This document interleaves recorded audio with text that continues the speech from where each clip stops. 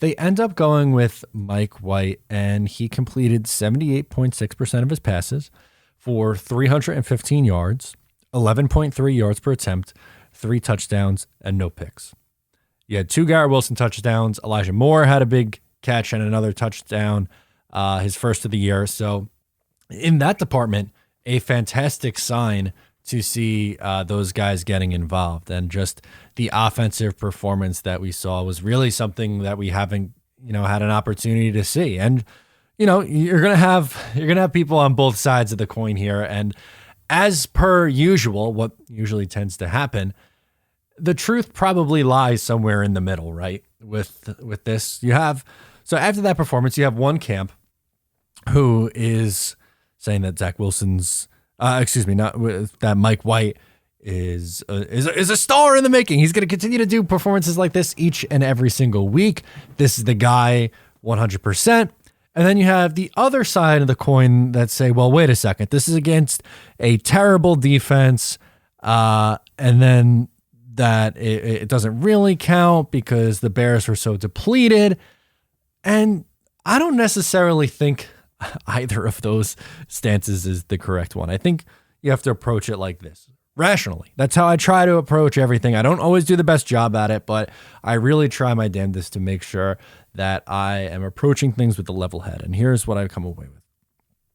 There is no denying that Mike White's performance against the Chicago Bears is one that needs to be celebrated. He quarterbacked exactly like what the New York Jets need. He completed 78.6, nearly 79% of his passes for 315 yards.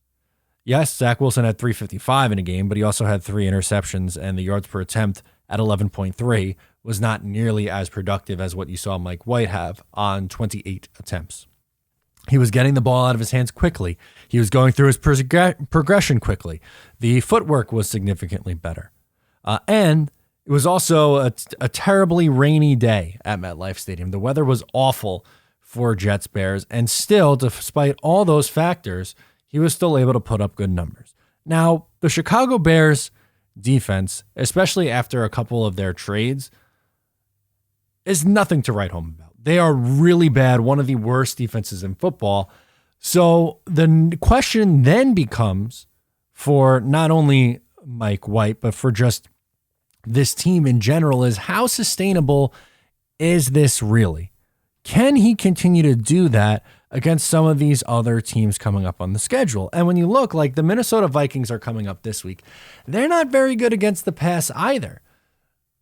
But this is a team at 9-2 where they have an elite level offense because they have Kirk Cousins, who's been a really good distributor of the football. Adam Thielen and Justin Jefferson is a fantastic 1-2 punch. And you also have Dalvin Cook in the backfield, who is one of the league's best rushers. So offensively, they are fantastic. It's a matchup of an elite level offense versus an elite level defense, and we're going to be able to see who is able to survive, which one ends up being the winner here. And I do think the Jets have a good shot in this game, but it's going to be dependent on, what version of Mike White you get. Because if you get the Bengals version and this version, then you're dandy. But the interceptions, which were there last year, you're wondering if they're going to rear their ugly head. Will they?